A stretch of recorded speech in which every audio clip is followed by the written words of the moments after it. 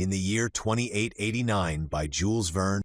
Little though they seem to think of it, the people of this 29th century live continually in fairyland. Surfeited as they are with marvels, they are indifferent in presence of each new marvel. To them all seems natural. Could they but duly appreciate the refinements of civilization in our day? Could they but compare the present with the past, and so better comprehend the advance we have made? How much fairer they would find our modern towns, with populations amounting sometimes to 10,000 souls. Their streets 300 feet wide, their houses 1,000 feet in height, with a temperature the same in all seasons, with their lines of aerial locomotion crossing the sky in every direction. If they would but picture to themselves the state of things that once existed, when through muddy streets rumbling boxes on wheels, drawn by horses, yes, by horses, were the only means of conveyance. Think of the railroads of the olden time, and you will be able to appreciate the pneumatic tubes through which today one travels at the rate of 1,000 miles an hour. Would not our contemporaries prize the telephone and the telephote more highly if they had not forgotten the telegraph? Singularly enough, all these transformations rest upon principles which were perfectly familiar to our remote ancestors, but which they disregarded. Heat, for instance, is as ancient as man himself. Electricity was known 3,000 years ago, and steam 1,100 years ago. Nay, so early as 10 centuries ago, it was known that the differences between the several chemical and physical forces depend on the mode of vibration of the etheric particles, which is for each specifically different.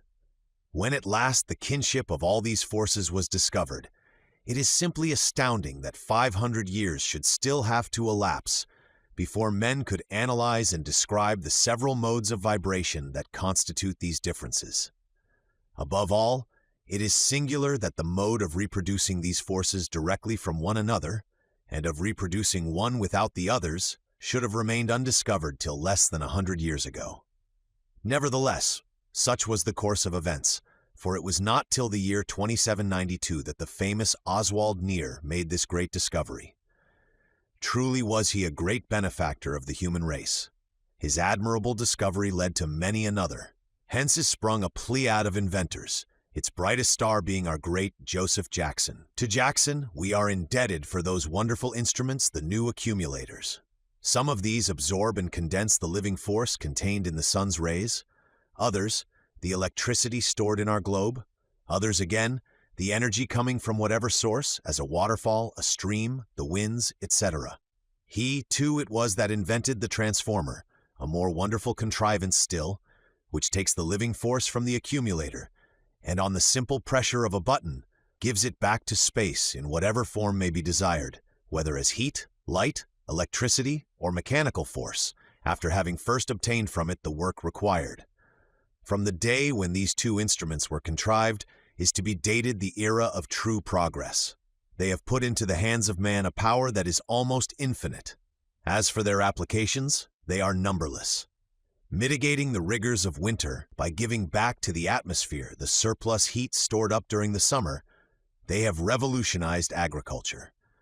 By supplying motive power for aerial navigation, they have given to commerce a mighty impetus.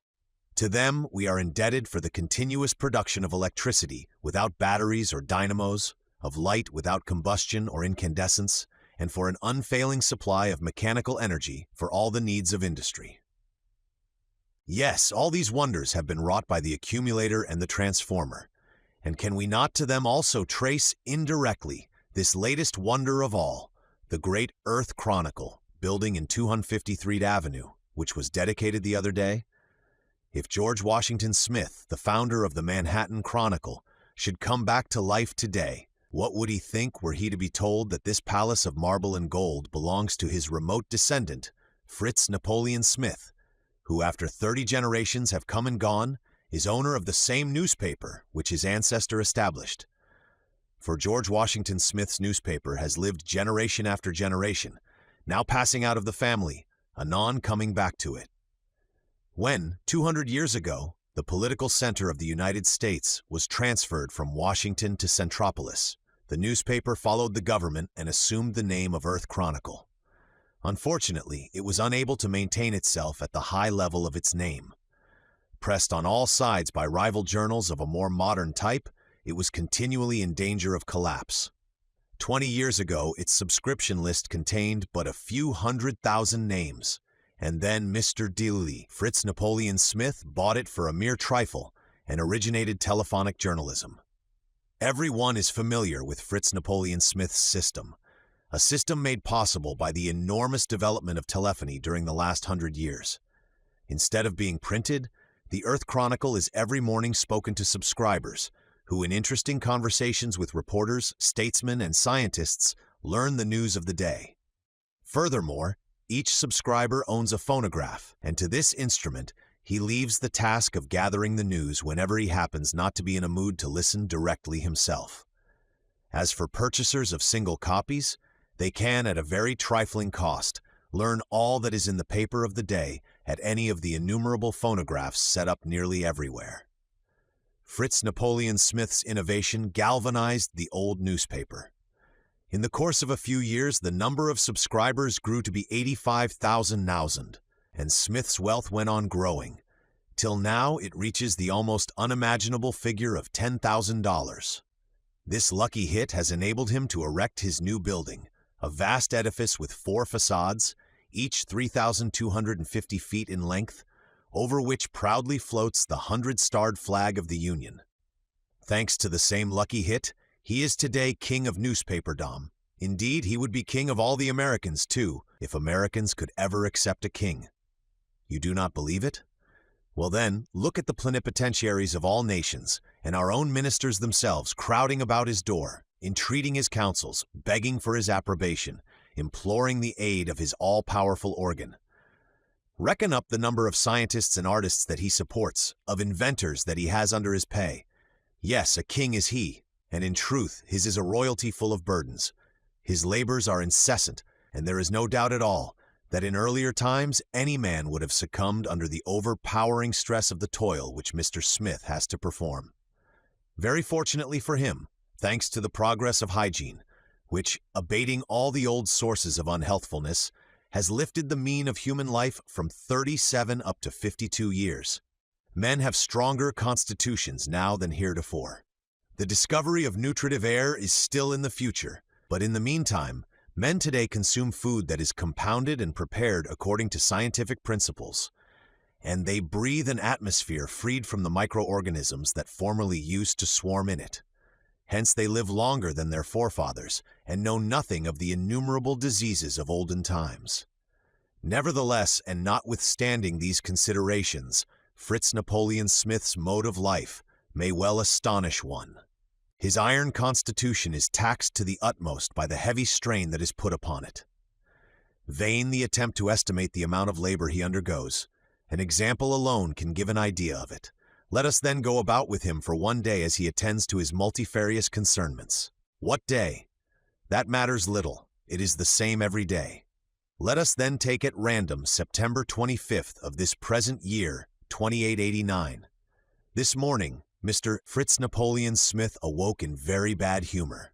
His wife having left for France 8 days ago, he was feeling disconsolate. Incredible though it seems, in all the 10 years since their marriage, this is the first time that Mrs. Edith Smith, the professional beauty, has been so long absent from home. 2 or 3 days usually suffice for her frequent trips to Europe. The first thing that Mr. Smith does is to connect his phonotelepho, the wires of which communicate with his Paris mansion. The telephote. Here is another of the great triumphs of science in our time.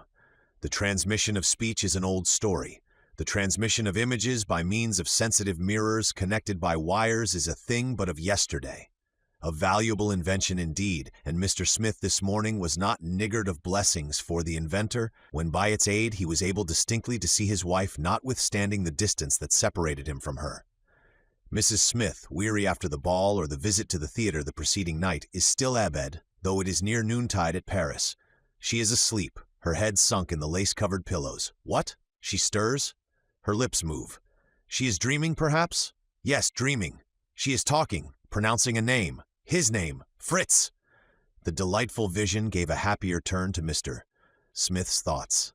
And now, at the call of imperative duty, light-hearted, he springs from his bed and enters his mechanical dresser. 2 minutes later, the machine deposited him all dressed at the threshold of his office. The round of journalistic work was now begun. First, he enters the Hall of the Novel Writers, a vast apartment crowned with an enormous transparent cupola. In one corner is a telephone, through which 100 Earth Chronicle litterateurs in turn recount to the public in daily installments 100 novels. Addressing one of these authors who was waiting his turn, "Capital, capital, my dear fellow," said he, "your last story. The scene where the village maid discusses interesting philosophical problems with her lover shows your very acute power of observation. Never have the ways of country folk been better portrayed. Keep on, my dear Archibald. Keep on. Since yesterday, thanks to you, there is a gain of 5,000 subscribers." "Mr. John Last," he began again, turning to a new arrival, "I am not so well pleased with your work. Your story is not a picture of life. It lacks the elements of truth. And why? Simply because you run straight on to the end, because you do not analyze. Your heroes do this thing or that from this or that motive, which you assign without ever a thought of dissecting their mental and moral natures. Our feelings, you must remember, are far more complex than all that. In real life, every act is the resultant of 100 thoughts that come and go, and these you must study, each by itself, if you would create a living character. But, you will say, in order to note these fleeting thoughts one must know them, must be able to follow them in their capricious meanderings. Why, any child can do that, as you know. You have simply to make use of hypnotism, electrical or human, which gives one a twofold being, setting free the witness personality so that it may see, understand, and remember the reasons which determine the personality that acts. Just study yourself as you live from day to day, my dear Last. Imitate your associate whom I was complimenting a moment ago. Let yourself be hypnotized. What's that? You have tried it already? Not sufficiently, then, not sufficiently." Mr. Smith continues his round and enters the reporters' hall. Here 1,500 reporters in their respective places, facing an equal number of telephones, are communicating to the subscribers the news of the world as gathered during the night. The organization of this matchless service has often been described. Besides his telephone, each reporter, as the reader is aware, has in front of him a set of commutators, which enable him to communicate with any desired telephotic line. Thus the subscribers not only hear the news, but see the occurrences. When an incident is described that is already past, photographs of its main features are transmitted with the narrative, and there is no confusion withal. The reporter's items, just like the different stories and all the other component parts of the journal, are classified automatically according to an ingenious system and reach the hearer in due succession. Furthermore, the hearers are free to listen only to what specially concerns them. They may at pleasure give attention to one editor and refuse it to another. Mr. Smith next addresses one of the 10 reporters in the astronomical department, a department still in the embryonic stage, but which will yet play an important part in journalism. "Well, Cash, what's the news?" "We have phototelegrams from Mercury, Venus, and Mars." "Are those from Mars of any interest?" "Yes, indeed. There is a revolution in the Central Empire." "And what of Jupiter?" asked Mr. Smith. "Nothing as yet. We cannot quite understand their signals. Perhaps ours do not reach them." "That's bad," exclaimed Mr. Smith, as he hurried away, not in the best of humor, toward the hall of the scientific editors. With their heads bent down over their electric computers, 30 scientific men were absorbed in transcendental calculations. The coming of Mr. Smith was like the falling of a bomb among them. "Well, gentlemen, what is this I hear? No answer from Jupiter? Is it always to be thus? Come, Cooley, you have been at work now 20 years on this problem, and yet—" "True enough," replied the man addressed. "Our science of optics is still very defective, and through our 1 3/4 telescopes—" "Listen to that, Peer," broke in Mr. Smith, turning to a second scientist. "Optical science defective. Optical science is your specialty. But," he continued, again addressing William Cooley, "failing with Jupiter, are we getting any results from the moon? The case is no better there. This time you do not lay the blame on the science of optics. The moon is immeasurably less distant than Mars, yet with Mars our communication is fully established. I presume you will not say that you lack telescopes? Telescopes? Oh no, the trouble here is about inhabitants. That's it, added Peer. So then, the moon is positively uninhabited? Asked Mr. Smith. At least, answered Cooley, on the face which she presents to us. As for the opposite side, who knows? Ah, the opposite side. You think then, remarked Mr. Smith, musingly, that if one could but— Could what? Why, turn the moon about face. Ah, there's something in that, cried the two men at once. And indeed, so confident was their air, they seemed to have no doubt as to the possibility of success in such an undertaking. Meanwhile, asked Mr. Smith, after a moment's silence, have you no news of interest today? Indeed we have, answered Cooley. The elements of Olympus are definitively settled. That great planet gravitates beyond Neptune at the mean distance of 11,407 or 99,642 miles from the Sun, and to traverse its vast orbit takes 111 years, 294 days, 12 hours, 43 minutes, 9 seconds. Why didn't you tell me that sooner? Cried Mr. Smith. Now inform the reporters of this straightway. You know how eager is the curiosity of the public with regard to these astronomical questions. That news must go into today's issue. Then the two men bowing to him, Mr. Smith passed into the next hall, an enormous gallery upward of 30,200 feet in length, devoted to atmospheric advertising. Everyone has noticed those enormous advertisements reflected from the clouds, so large that they may be seen by the populations of whole cities or even of entire countries. This, too, is one of Mr. Fritz Napoleon Smith's ideas, and in the Earth Chronicle building 1,000 projectors are constantly engaged in displaying upon the clouds these mammoth advertisements. When Mr. Smith today entered the Sky Advertising Department, he found the operators sitting with folded arms at their motionless projectors and inquired as to the cause of their inaction. In response, the man addressed simply pointed to the sky, which was of a pure blue. Yes, muttered Mr. Smith, a cloudless sky. That's too bad, but what's to be done? Shall we produce rain? That we might do, but is it of any use? What we need is clouds, not rain. Go, said he, addressing the head engineer. Go see Mr. Samuel Mark, of the Meteorological Division of the Scientific Department, and tell him for me to go to work in earnest on the question of artificial clouds. It will never do for us to be always thus at the mercy of cloudless skies. Mr. Smith's daily tour through the several departments of his newspaper is now finished. Next, from the advertisement hall, he passes to the reception chamber, where the ambassadors accredited to the American government are awaiting him, desirous of having a word of counsel or advice from the all-powerful editor. A discussion was going on when he entered. Your Excellency will pardon me, the French ambassador was saying to the Russian, but I see nothing in the map of Europe that requires change. The north for the Slavs? Why, yes, of course, but the south for the Latins. Our common frontier, the Rhine, it seems to me, serves very well. Besides, my government, as you must know, will firmly oppose every movement not only against Paris, our capital, or our two great prefectures, Rome and Madrid, but also against the Kingdom of Jerusalem, the dominion of St. Peter, of which France means to be the trusty defender. Well said, exclaimed Mr. Smith. How is it, he asked, turning to the Russian ambassador, that you Russians are not content with your vast empire, the most extensive in the world, stretching from the banks of the Rhine to the Celestial Mountains and the Karakorum, whose shores are washed by the frozen ocean, the Atlantic, the Mediterranean, and the Indian Ocean? Then, what is the use of threats?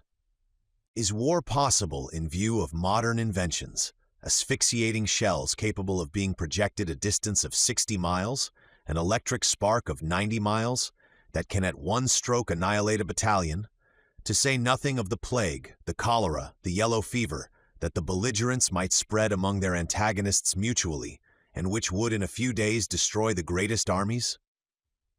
True, answered the Russian, but can we do all that we wish?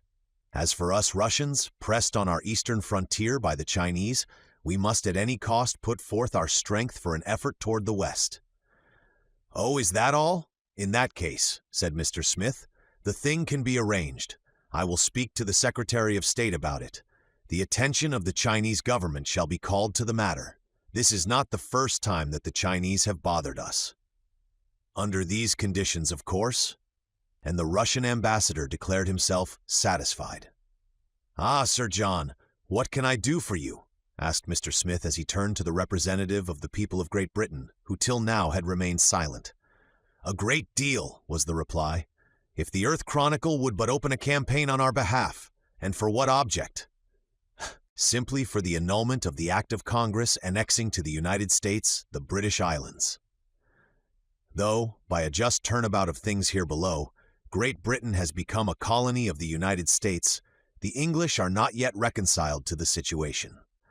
At regular intervals, they are ever addressing to the American government vain complaints. A campaign against the annexation that has been an accomplished fact for 150 years, exclaimed Mr. Smith. "How can your people suppose that I would do anything so unpatriotic? We at home think that your people must now be sated. The Monroe Doctrine is fully applied. The whole of America belongs to the Americans. What more do you want?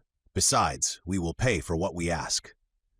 "Indeed," answered Mr. Smith without manifesting the slightest irritation. "Well, you English will ever be the same. No, Sir John, do not count on me for help. Give up our fairest province, Britain? Why not ask France generously to renounce possession of Africa, that magnificent colony, the complete conquest of which cost her the labor of 800 years? You will be well received." "You decline. All is over then," murmured the British agent sadly. "The United Kingdom falls to the share of the Americans, the Indies to that of—" "The Russians," said Mr. Smith, completing the sentence. "Australia has an independent government. Then nothing at all remains for us," sighed Sir John, downcast. "Nothing?" asked Mr. Smith, laughing. "Well, now there's Gibraltar." With this sally, the audience ended. The clock was striking 12, the hour of breakfast. Mr. Smith returns to his chamber. Where the bed stood in the morning, a table all spread comes up through the floor. For Mr. Smith, being above all a practical man, has reduced the problem of existence to its simplest terms. For him, instead of the endless suites of apartments of the olden time, one room fitted with ingenious mechanical contrivances is enough. Here he sleeps, takes his meals, in short, lives. He seats himself. In the mirror of the phonotelephote is seen the same chamber at Paris which appeared in it this morning. A table furnished forth is likewise in readiness here, for notwithstanding the difference of hours, Mr. Smith and his wife have arranged to take their meals simultaneously. It is delightful thus to take breakfast tete-a-tete with one who is 3,000 miles or so away. Just now, Mrs. Smith's chamber has no occupant. "She is late. Woman's punctuality. Progress everywhere except there," muttered Mr. Smith as he turned the tap for the first dish. For like all wealthy folk in our day, Mr. Smith has done away with the domestic kitchen and is a subscriber to the Grand Alimentation Company, which sends through a great network of tubes to subscribers' residences all sorts of dishes, as a varied assortment is always in readiness. A subscription costs money, to be sure, but the cuisine is of the best, and the system has this advantage, that it does away with the pestering race of the cordons bleus. Mr. Smith received and ate, all alone, the hors d'oeuvre, entrees, rôti, and legumes that constituted the repast. He was just finishing the dessert when Mrs. Smith appeared in the mirror of the telephote. "Why, where have you been?" asked Mr. Smith through the telephone. "What, you are already at the dessert? Then I am late," she exclaimed with a winsome naivete. "Where have I been, you ask? Why, at my dressmaker's. The hats are just lovely this season. I suppose I forgot to note the time, and so am a little late." "Yes, a little," growled Mr. Smith. "So little that I have already quite finished breakfast. Excuse me if I leave you now, but I must be going." "Oh, certainly, my dear. Goodbye till evening." Smith stepped into his air coach, which was in waiting for him at a window. "Where do you wish to go, sir?" inquired the coachman. "Let me see. I have 3 hours," Mr. Smith mused. "Jack, take me to my accumulator works at Niagara." For Mr. Smith has obtained a lease of the Great Falls of Niagara. For ages the energy developed by the falls went unutilized. Smith, applying Jackson's invention, now collects this energy and lets or sells it.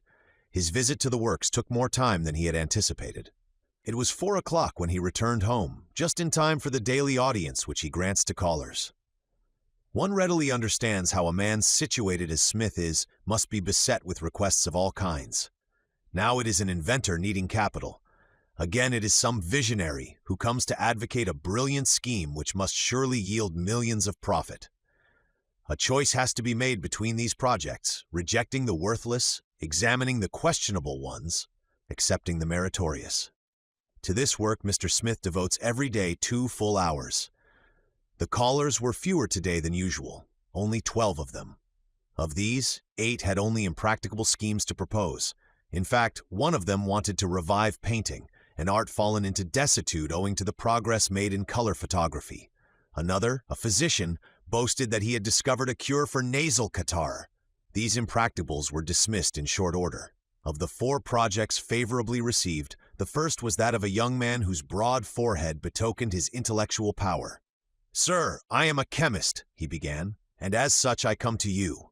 "Well, once the elementary bodies," said the young chemist, "were held to be 62 in number. 100 years ago they were reduced to 10. Now only 3 remain irresolvable, as you are aware." "Yes, yes.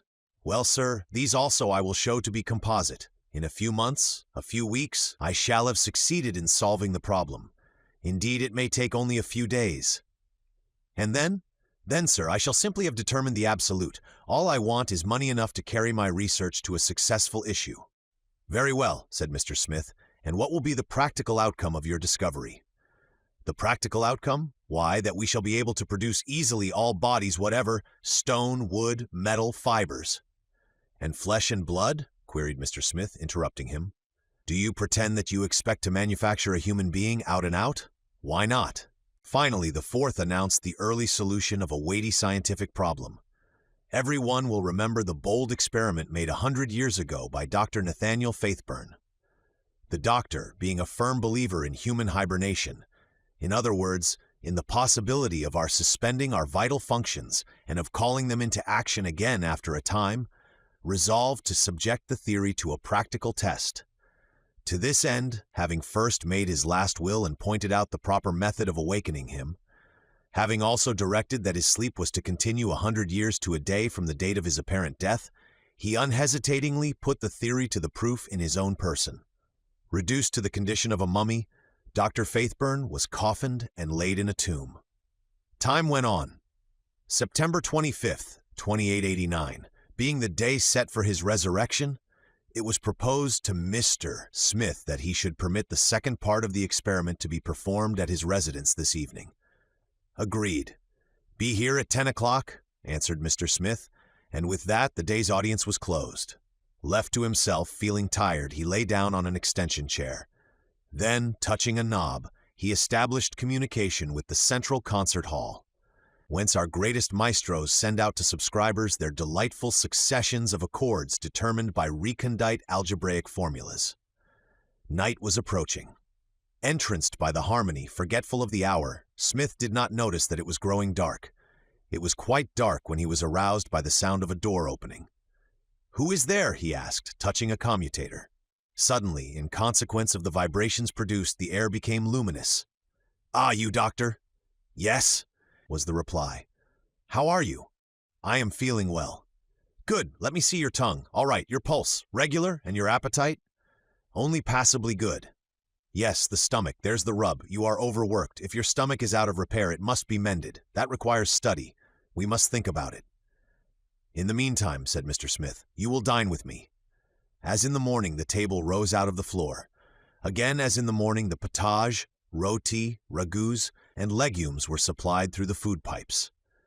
Toward the close of the meal, phono-telephotic communication was made with Paris. Smith saw his wife seated alone at the dinner table, looking anything but pleased at her loneliness. "Pardon me, my dear, for having left you alone," he said through the telephone. "I was with Dr. Wilkins." "Ah, the good doctor," remarked Mrs. Smith, her countenance lighting up. "Yes, but pray, when are you coming home?" "This evening." "Very well. Do you come by tube or by air train?" "Oh, by tube. Yes, and at what hour will you arrive?" "About 11, I suppose." 11 by Centropolis time, you mean?" "Yes." "Goodbye, then, for a little while," said Mr. Smith as he severed communication with Paris. Dinner over, Dr. Wilkins wished to depart. "I shall expect you at 10, said Mr. Smith. "Today, it seems, is the day for the return to life of the famous Dr. Faithburn. You did not think of it, I suppose. The awakening is to take place here in my house. You must come and see. I shall depend on your being here." "I will come back," answered Dr. Wilkins. Left alone, Mr. Smith busied himself with examining his accounts, a task of vast magnitude, having to do with transactions which involve a daily expenditure of upward of $800,000. Fortunately indeed, the stupendous progress of mechanic art in modern times makes it comparatively easy. Thanks to the piano electro-reckoner, the most complex calculations can be made in a few seconds. In 2 hours, Mr. Smith completed his task just in time. Scarcely had he turned over the last page when Dr. Wilkins arrived. After him came the body of Dr. Faithburn, escorted by a numerous company of men of science. They commenced work at once. The casket being laid down in the middle of the room, the telephote was got in readiness. The outer world, already notified, was anxiously expectant, for the whole world could be eyewitnesses of the performance. A reporter, meanwhile, like the chorus in the ancient drama, explaining it all viva voce through the telephone. "They are opening the casket," he explained. "Now they are taking Faithburn out of it. A veritable mummy, yellow, hard, and dry. Strike the body and it resounds like a block of wood. They are now applying heat, now electricity. No result. These experiments are suspended for a moment while Dr. Wilkins makes an examination of the body. Dr. Wilkins, rising, declares the man to be dead. "Dead!" exclaims everyone present. "Yes," answers Dr. Wilkins, "dead. And how long has he been dead?" Dr. Wilkins makes another examination. 100 years, he replies. The case stood just as the reporter said. Faithburn was dead, quite certainly dead.